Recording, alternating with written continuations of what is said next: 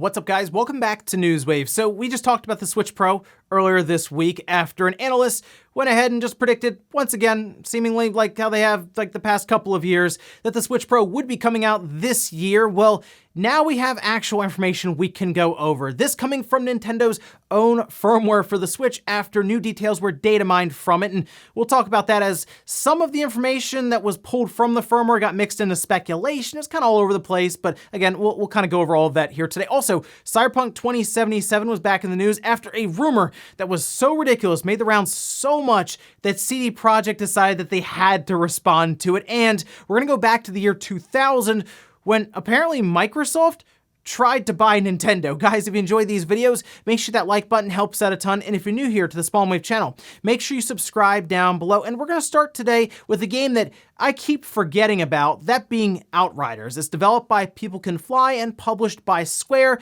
was supposed to, I think, come out last year, then they delayed it. Well, now it looks like they're delaying it once again, but they are at least putting something in its place that I think makes a ton of sense for this game. We can go over to Twitter here where they posted this up saying, "We're excited to announce that on February 25th, 2021, we will be publishing a free demo, giving everyone the chance to play the first few hours of the game with all 4 classes in both single player and co-op, along with seamless migration of your character and progress to the full game. Speaking of which, we have decided to move the release date of Outriders to April 1st, 2021. They go on further to say that this extra time will allow them to further polish and work out any bugs or glitches or any of that, and most likely kind of work with some of the feedback for the demo. And a game like this, a new IP, one that I keep forgetting about, and maybe some of you, probably makes a lot of sense to have a demo ahead of time that also has your stuff carry over, basically allow us to play the first few bits of the game, see if we like it, and then we'll obviously buy and move over to the full game. For new IPs, this makes a ton of sense. And we've seen it with other games recently, really with Square. I mean, we saw it with Octopath, we just saw it with Bravely Default and others. Dragon Quest was the big one because they gave you like the first chunk of the game and then everything just carried right on over. So yes, this makes a lot of sense for Outriders, and I guess I'll see what it's all about at the end of February. Speaking of February, Super Nintendo World will be opening up then, and it looks like the website for it has launched. And I heard this and I said, that's kind of cool. Let's go see what it's all about there. It is a pretty serious website. What's cool about it is it kind of takes you on a mini tour of the park as you kind of arrow around to some of the different attractions and things to check out. And it's not like you're just going from page to page. It seems to have like this full interactive video that plays in the background as you are choosing these different places. And it like kind of flies you around the park so you can check things out. And it does give you some pretty cool angles of it. And unfortunately, it's gonna be a while, I think, before I'm able to go to Super Nintendo World. Like, I don't know when I'd be able to go to Japan, or really when they're opening any of those parks up here in like California or Florida or anything like that. But based on what I saw there, it looks really, really cool. There was some more information about the like Mario Kart roller coaster, even talking about how long it lasts. It's about 5 minutes. And I'm really curious about the augmented reality glasses and the really how the experience is with that. Again, Nintendo, they said it took quite a while to develop this thing with Universal, so that's the big ride. I really want to see how that goes. So pretty cool. Go check it out on the website. It's an interesting look at the park. Oh, and if you're a fan of Dishonored or Prey,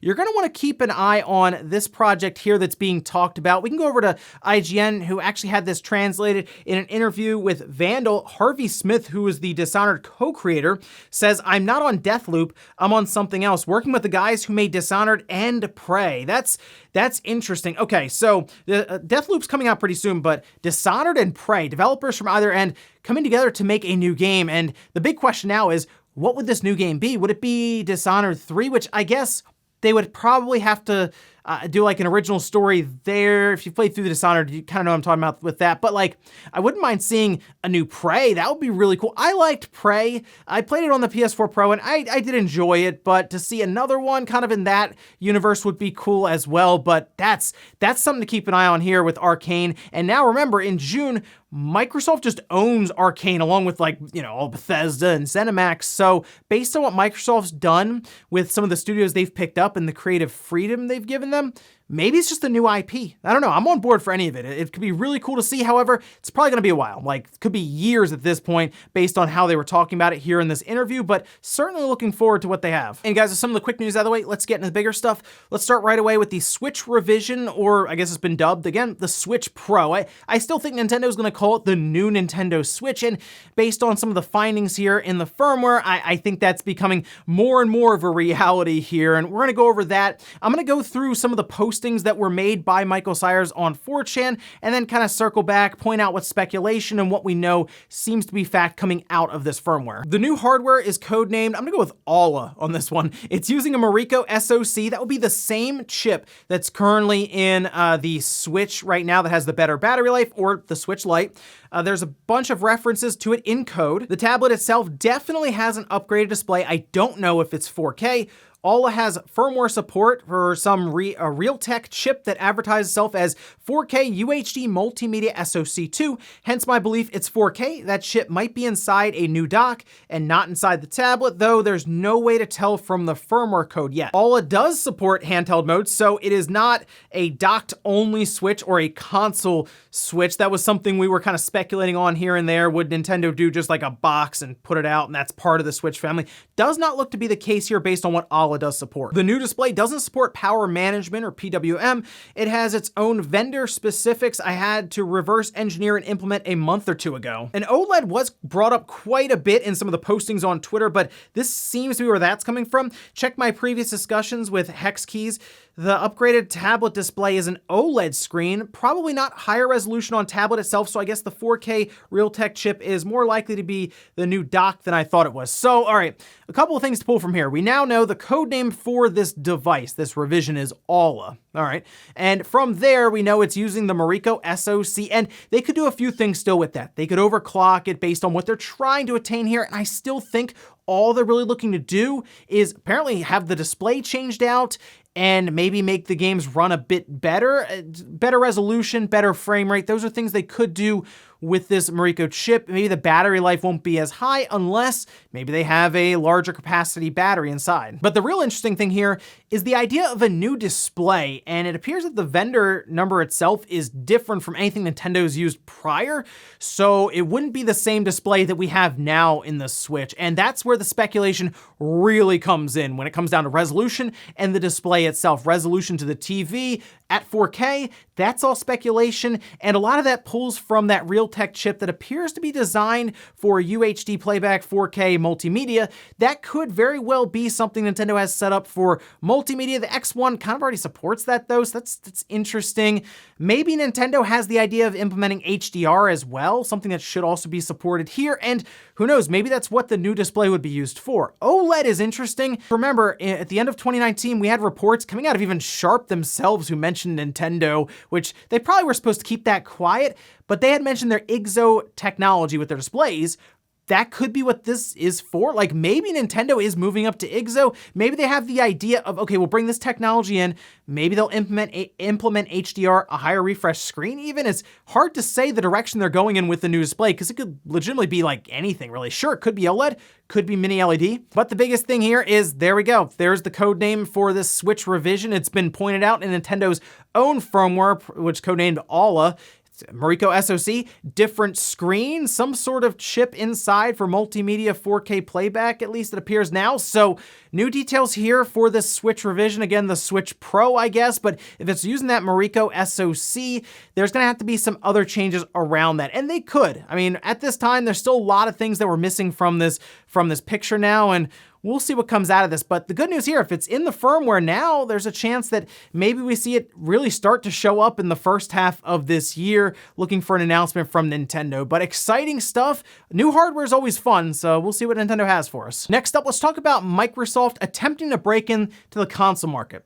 From 2000, back when they were getting into the console market with the original Xbox, apparently they explored a lot of options about how to get in quickly, not necessarily show up with a brand new system and have to try to figure out how to make their own games and do all this stuff. No, what if we just showed up when we bought Nintendo? That was an idea. Apparently, along with that, they also had the idea of buying like EA or Square, both of which turned them down. But the big thing here in Bloomberg's write-up, which was a really good one, I would go check it out, it's linked down below, was the overall meeting between Nintendo and Microsoft's plans if they were to actually acquire Nintendo. Now, this was according to Kevin Backus, who's the former director of third-party relations, saying Steve Ballmer, ex-Microsoft CEO, made us go meet with Nintendo to see if they would consider being acquired. They just laughed their butts off. Like, imagine an hour of somebody just laughing at you. That was kind of how that meeting went. Now, to go a little further with their plans for Nintendo, I guess if they were able to make this work or even a partnership, this coming from Bob McBreen, who was the head of business development, saying, we actually had Nintendo in our building in January 2000 to work through the details of a joint venture where we gave them all the technical specs of the Xbox. The pitch was their hardware stunk, and compared to Sony PlayStation, it did. So the idea was, listen, you're much better at the game portions of it with Mario and all that stuff. Why don't you let us take care of the hardware? But it didn't work out. Wow, what a world that would have been, right? I mean, think about the Xbox and the GameCube were right next to each other basically in 2001. But what if, like a year or two before that, Nintendo said, yeah, okay, we'll make the software, you make the hardware, and we'll just join together. There would just be an Xbox, I guess, branded with Nintendo's logo as well next to Microsoft's, and Mario would be on there, and you'd have Legend of Zelda, and what about Metroid? And then it continued on, and we'd have it on the 360, and then eventually the Xbox One, and now the Series X. Wow, that's an alternate timeline out there somewhere. I would just like to see how that would have worked out next to Sony. Now, the biggest issue here is we would have been down to just two console manufacturers because Sega was on its way out. I mean, Microsoft obviously capitalized on that as they were able to get a lot of Sega's franchise on the Xbox as they were starting up, but like, Microsoft and Nintendo next to each other against Sony. I almost wonder if things would have gone different with something like the Xbox 360 and the PS3 era. Who knows, maybe Mario and Zelda and stuff being right there on the Xbox would have had that take off even faster. The Xbox did okay for being a brand new system at the time from an unknown company when it came to game consoles with Microsoft, but like, if you slap Mario on there and others, it probably would have jumped even more. But, well, I guess at least right now it's worked out well for both of them, especially Nintendo with the Switch and Microsoft with their game services and all this, making them a ton of money. But like, what could have been? Next up, let's talk about this Cyberpunk 2077 rumor that gained way more traction than I thought it would have. Seriously, this was all over the internet and people were sending me to this like crazy. And I took a look at it and I said, well, this just seems like fan fiction kind of from like the outside and someone writing up what they thought it would have been like or just giving a backstory to the events that unfolded with Cyberpunk 2077. This rumor you can see here was posted over on Reddit, but it was also seemingly pulled from game FAQs. I think just in a thread, someone posted it. It was all over the internet, but it seemed to originate from there, I think. And it was alleged CDPR dev talks about the state of Cyberpunk 2077 and future plans, and I guess decided to post it on game FAQs for some reason. Anyway, it's a wall of text that just goes over everything and anything that went wrong with this whole thing and that Sony is really breathing down their necks and is frustrated and furious with them right now and all of the cut content and how developers were just clashing and it was just a disaster in the background. But we do see here, as expected on Twitter, Cyberpunk 2077, normally we don't comment on rumors, but this time we wanted to make an exception as this story is simply not true. It really did seem outlandish to the point where it was impossible that one dev would have all of this information. Like everything about development was there, like I said, all the cut content, all of the little stories that took place in the background while this game was being developed, and then they went and they would post it over on game FAQs, or even if they posted on like a forum somewhere else and they copied it, that seems to be where the source came from. And that would be a very strange thing to just randomly post on like page 4 of a topic about Cyberpunk on game FAQs. In our last bit of news, let's talk about Nintendo's next upcoming first-party game, that being Super Mario 3D World plus Bowser's Fury. We're waiting to hear more about, Bowser's Fury, but they did release the website for it here. It's now up and you can check it out, saying available on February 12th, 2021. Full site coming soon. This just appears to be kind of them getting ready for the big PR push as they head towards February 12th, which this game is out in what, like 5 weeks now? So it's getting pretty close for this one. But if you scroll down, you can see a bunch of different screenshots and some descriptions, which people seemed really excited about this yesterday online, but I'm almost positive they told us about this when it came to online multiplayer for the game. That's exciting stuff there to have that. And then they just say, stay tuned for more details about this action-packed addition to the game, that being Bowser's Fury. Naturally, this has brought up the question of, will they just release a direct of some kind to outline this and then maybe some other games?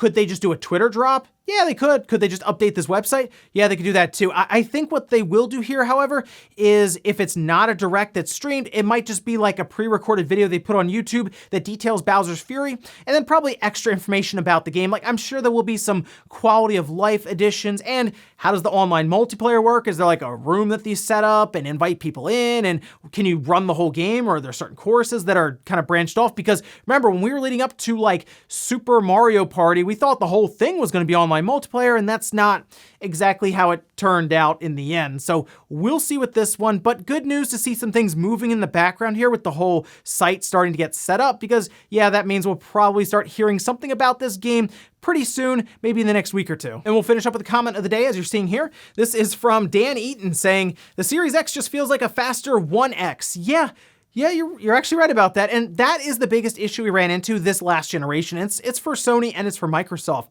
And that has to do with these mid-gen refresh consoles. Because previously, with the Xbox 360 and the PS3, that was a long generation. It really was. That's why I feel like the jump from like the Xbox 360 to the Xbox One, or the PlayStation 3 to the PlayStation 4 felt more significant at the time. Think about it this way. If the Xbox One or the Xbox One S or the PS4 Slim, right, those are the ones that kind of rolled up to this past Christmas, and you upgrade to the Series X or the PS5, that is a massive, massive leap. But going from the 1X to the Series X, or for some people, probably the PS4 Pro to the PS5, because it still says 4K and that's what it's doing, doesn't feel as substantial.